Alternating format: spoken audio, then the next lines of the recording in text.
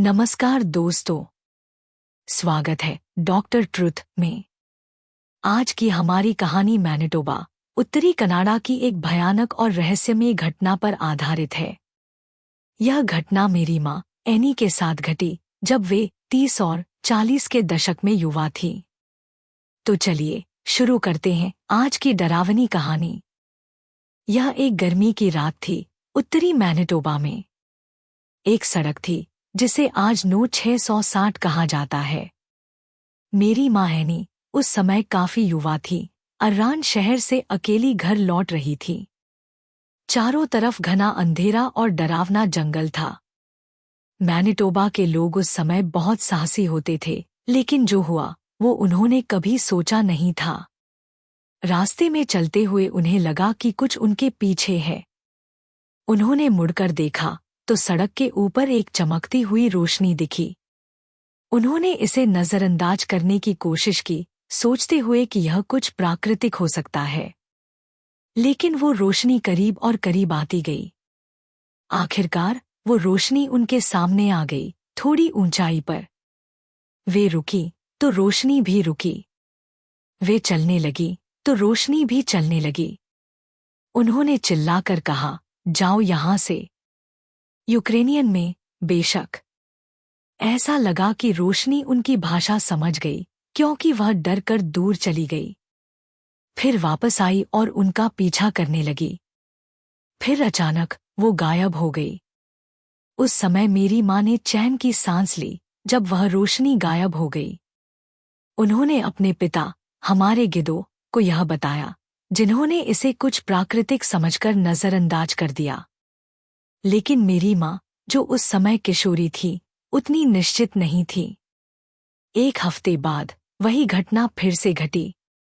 इस बार रोशनी उनके सामने नाचने लगी, जैसे वह उनके साथ खेल रही हो। और फिर अचानक वो फिर से गायब हो गई। यह डरावनी घटना पूरी गर्मियों में जारी रही। हर रात जब अंधेरा घना होता, यह रहस्यमयी रोशनी प्रकट होती और फिर गायब हो जाती।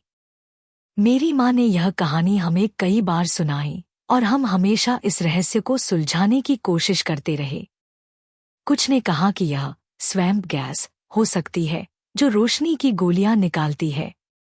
लेकिन मेरी माँ का मानना था कि इसमें कोई बुद्धिमत्ता थी, क्योंकि यह रोशनी उनकी हर हरकत का जवाब देती थी। मैनिटोबा में ऐसी रहस्यमय घटनाओं की और भी कहानियां हैं। सीबीसी के अनुसार 1930 के दशक से वुडरिज के पास रेलवे लाइन के अंत में नाचती हुई रोशनी की कहानियां सुनाई जाती हैं।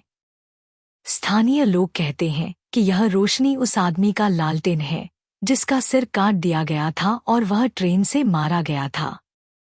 इसके अलावा मैनिटोबा के 2 द्वीपों, जिन्हें स्थानीय निवासी डेविल्स आइलैंड कहते हैं, पर भी डरावनी रोशनियों की कहानियां सुनाई जाती हैं। एक द्वीप कैंपरविले के पूर्व में लेक विन्नीपिगोसिस में स्थित है और दूसरा लेक विन्नीपिग में अल्बर्ट बीच के उत्तर पूर्व में लगभग 6 किलोमीटर दूर है। वहां कैंपिंग करने वाले लोग अजीब रोशनियों से घबराकर रात में ही भाग जाते हैं। हमने भी नो 660 पर जाने का फैसला किया, मेरी माँ, मेरी पत्नी और मेरी बेटी के साथ। हम दिन में गए थे। मेरी माँ ने हमें उस जगह पर ले जाकर दिखाया जहां वह रोशनी दिखाई देती थी। वहां पास के खेत थे, लेकिन यह हिस्सा अभी भी घने जंगल से भरा था। उस क्षेत्र में कोई कब्रिस्तान भी नहीं था। कुछ भी नहीं जो उस आधी सदी पहले हुई घटना का सुराग दे सके। बस मैनिटोबा की वसंत ऋतु की वो अद्भुत खुशबू थी जिसे मैं बहुत याद करता हूँ। हमने सूरज ढलने का इंतजार करने का कोई इरादा नहीं था, इसलिए हम अपनी गाड़ी में वापस बैठ गए और चले गए। अर्रान लाइट्स का रहस्य एक अनसुलझा पहेली बना रहा, और शायद हम कभी नहीं जान पाएंगे कि वह क्या था। अर्रान लाइट्स का रहस्य अब भी हल नहीं हुआ है।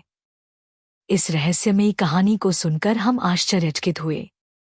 इसी तरह की रोमांचक कहानियों को सुनने के लिए हमारे चैनल डॉक्टर ट्रुथ को सब्सक्राइब करें। जल्द ही मिलेंगे एक और रहस्यमयी कहानी के साथ। धन्यवाद और सुरक्षित रहें।